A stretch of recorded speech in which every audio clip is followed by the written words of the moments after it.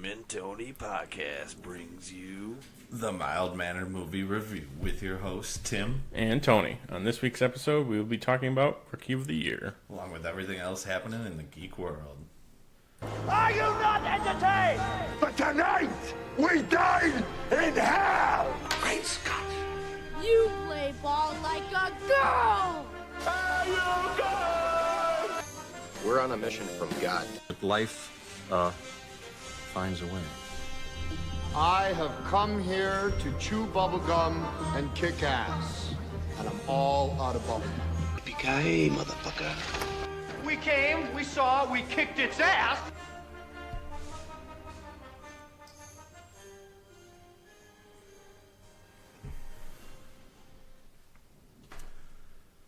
All right, this is not the greatest episode in the world.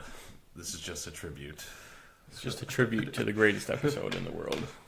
We filmed a good one last week, but We did, but unfortunately, there was no audio to go along with it. So unless you want to see us just move talking. around for an hour and moving our mouths for an hour, We'll send it to you.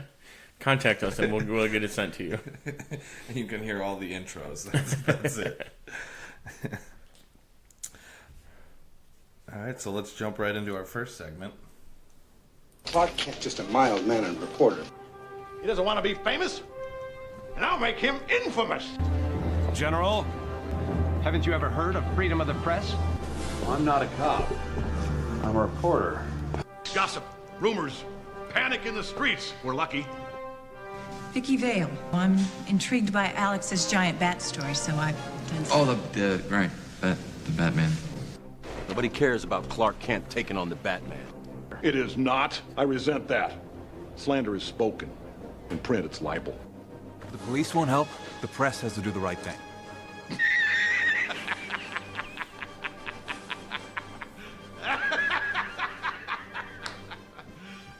You serious? First up on the docket, there's a rumor that director's been set for Backdraft 2. The director's going to be Gonzalo Lopez Gallego. I don't know who this. I don't know who the director is. I did not look him up after the second week in a row. But But Backdraft. Backdraft 2. That's. I Exciting. immediately put that on the docket. With Billy Baldwin returning. So Returning to awesome. play him and his father. Just like Kurt Russell. And we also got Deadpool 2 trailer last week, and it looks awesome. Fantastic. Showing a little bit more of X-Force. More which of is the nice. plot too, Yeah. which was nice. That movie comes out May 18th. And then another trailer for the summer comedy Tag was also released, and that comes out June 15th. This looks awesome. A sleeper. Great A cast. sleeper. I did not know that this one was coming out, but it's going to be a fun one. With Hannibal Buress, Jake Johnson, John Hamm. Hamm, Jeremy Renner, Rashida Jones was in it. yeah, Isla Fisher. and there's some other And some other people, yeah. But it looks good. And we also got a trailer for The Spy Who Dumped Me, and that comes out August 3rd with Mila Kunis and Kate McKinnon, I Yes. think. Which is not a Austin Powers spinoff like I thought it was originally. It looks okay. Not as good as the Tag, but the end looks very good. Of the Yeah. trailer. Where they're telling all the secrets of each other. I'll tell you anything. I'll tell you anything. You don't have to hurt me. And then Leprechaun Returns is coming to TV Sci-Fi in 2019 as a movie. And on St. Patrick's Day, they released a teaser trailer for it. And they just played the original, which is I had to sit and watch. They're It's probably going to just just so ridiculous. play all of those on Sci-Fi. Steven Spielberg confirmed that Indiana Jones 5 is on schedule to begin filming in spring of 2019 without Mutt. Without Shia LaBeouf, so they're taking him out of it. Yeah, so hopefully I'm down for it. okay. It's another indie movie. Yeah. I'll absolutely go see it. And then a Lego Incredibles video game is coming out later this year, probably in conjunction with the movie. Yeah, Incredibles 2 coming out. They also released a trailer. That A looked full pretty trailer? good. Yeah. Yeah. Not like a kind Or of like a a- teaser, but you get to see them and doing their Doing stuff. their as Lego, and Frozo's in it. Oh, that's- throwing down Lego ice, which is pretty funny. No, that game's going to be... That might be the first Lego game I pick up then, to get into it. Shazam released its official logo after all the leaks, and it looks great. They finally decided, you know what? Let's just put it out there for everybody. And then images of the Justice League Mortal movie are continuously emerging. Photos of Megan Gale as Wonder Woman and DJ Katrona as Superman have been revealed. Yes, and some Armie Hammer Batman designs were revealed. Not him as the Batman, but just like the suit designs. Yeah. Tessa Thompson joins the cast of Men in Black spinoff with Chris Hemsworth. Chris Hemsworth, though. They had some good chemistry in Thor Ragnarok, yeah. That should be good. We have some pictures for these, so if you are interested, check our website. And then you can see them on Facebook and Twitter and possibly Instagram coming your way. We're moving into those kind of things. Now it's time for the dynamic book duo with Daredevil and Punisher. All right, this week we did Daredevil, Man Without Fear. Little summary that I found first before I do my recap. Matt Murdock's life has changed dramatically after he's blinded by radioactive material while saving the life of an old man and developed super senses. So literally every Daredevil story. Yeah, but you could definitely see the influences that the show and the movie, the unfortunate movie, or fortunate, depending on how you took from Frank Miller's Daredevil. The show moreover though, like, I mean, they use the black bandana mask, yeah, and a lot more stick. Yeah, a lot more stick. We get to see Matt Murdock go from a kid getting picked on in the playground to the Daredevil of Hell's Kitchen. We also get introduced to a wide array of characters, like I said, Stick, Elektra, Foggy, even Kingpin. This is a really good one. Highly recommend it if you liked the Netflix show, or even if you liked the movie. If you like the movie, then you would definitely like the book. Yeah, and then if you like the Netflix show, it would be almost like reading the show. The show. Yeah, but it was very good. Highly recommend it. Definitely. Marvel Unlimited. It's a fantastic service. Yes. Which Worth every penny. Yes, absolutely. DC should definitely release it with their streaming service. Yes. For sure. Or at least some version of it. All right, looks like it's time for some TVT trivia. Truth is, I am Iron Man. I'm Spartacus! I'm Spartacus. I'm Batman. I'm Wayne Brady Betts!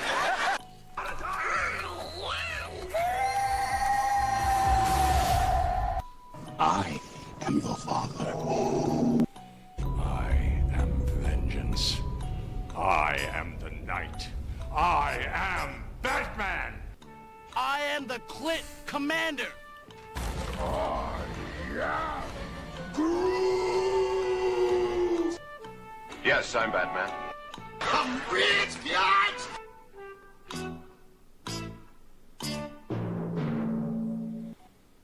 All right, this week's theme is Rookie of the Year.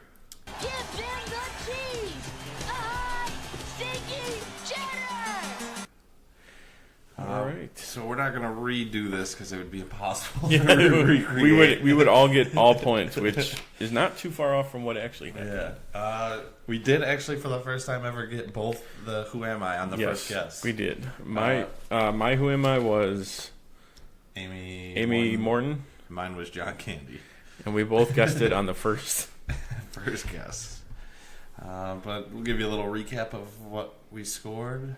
Yeah, so round by round, we both got 3 points. Tim, you got a full point. I got 3/4 of a point for your second question. Then we both got a third one. I missed your first bonus question, and you got mine.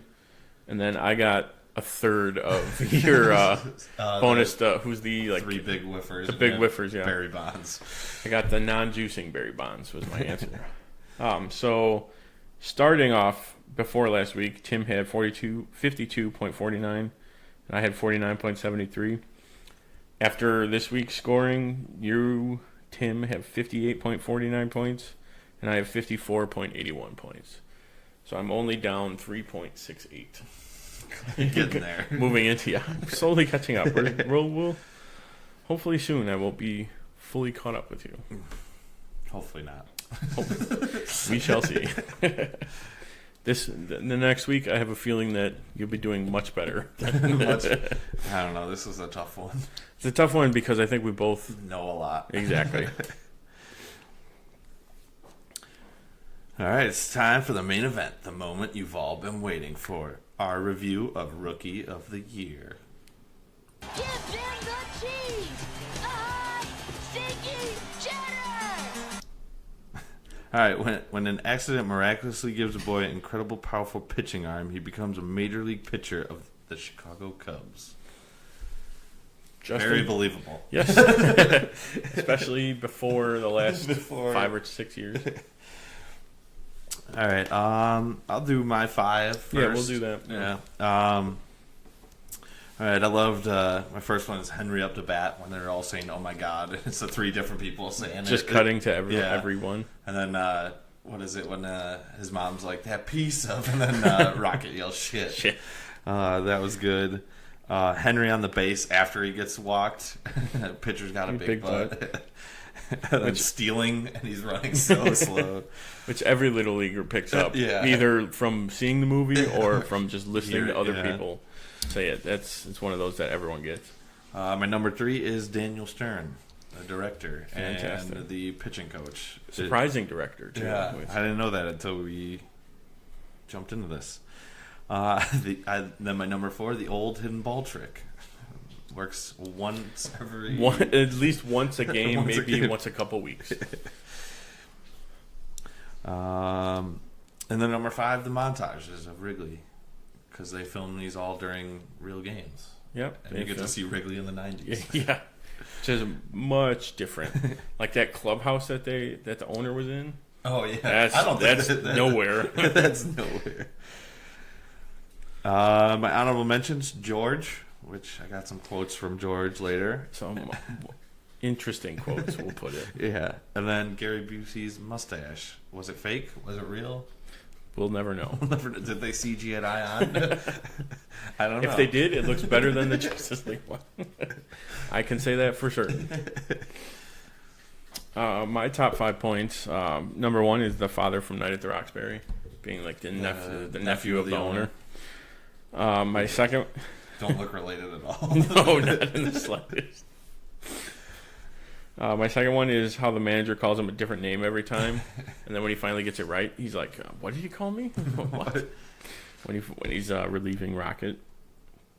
And then like his batting and base running scene, where it's just cutting back and forth to everyone, him on the bases trying to basically playing like kid ball, just playing around on like the little league. And then number 4, I said you could see like the Rocket mom and Henry relationship coming. I was like, oh yeah, they're pitchers. He'll take him, be like a mentor, and then meets his mom and is instantly interested. Excuse me. And then my 5th one was the feels good montage with the song on the lake when they're on the boat. Yeah. How it's just very like a 90s movie. Everything's good. The music's like uplifting and all that, and then how it's convenient how he loses his arm strength, like right as the last inning before he actually really needs it, but then he still overcomes it because of course. And then my honorable mention was the janitor from Scrubs playing first base. Yep, a nice little cameo there, and then none other than Julie the Cat Gaffney playing Becky. Yeah. It's wonderful. All right, a few problems with the movie. Henry wearing jeans in the beginning and the end, playing baseball. Clearly they shot that at once. Yeah, I'd been fine if everyone else was wearing jeans, but he is the only one. If everyone had, that would make it much more sense. And then my number 2 is when Henry throws the ball to home when he's in the stands after a home run, and the catcher goes to tag the guy sliding into home. It's already out of the park. It's already a home run. He wouldn't have been out. Everything's decided already. Then my first problem is, where is there a lake within walking distance to Wrigley besides Lake Michigan, where like they hide their boat and all that? It doesn't exist. It does not exist there. And then my number 2 is how he immediately changes his throwing style. Instead of like the arm straight down, he like does an actual wind up, which I get, but it still bugs me. It still bugs me. All right, my quotes. My number one's from John Candy. Opening day at Wrigley, and oh, what a sight. The diamond, the decorations, the dread of yet another losing season. And I think the thing explodes on him. Yeah. I thought you were going to get this fixed. My number 2 through 4 are all George. George, let's go back to our dull lives and search for meaning. It's something a 12-year-old doesn't say. Doesn't say. Number 3 is George talking to Becky's friend. Hi, Tiffany. Hi, Roger. How's it going? Good. And Clark, she called you Roger, so? It's just a great line. And then the creepiest line of the movie. Absolutely the creepiest, yes. I'm not even going to mention this. The one before. But just look at her sipping that milk. Milk's done that body good. And he says it even creepier. He plays into it like there's no way you should be saying that. It's so creepy. More than anyone would laugh at him saying it. Like. Yeah. All right. My first one is basically just all of George's lines. When he said, "Is that play even legal?"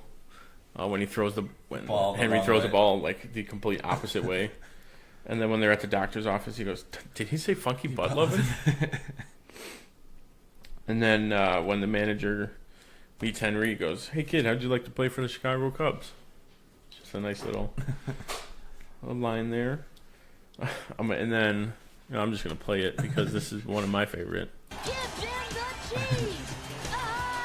Stinky cheddar! Cheddar!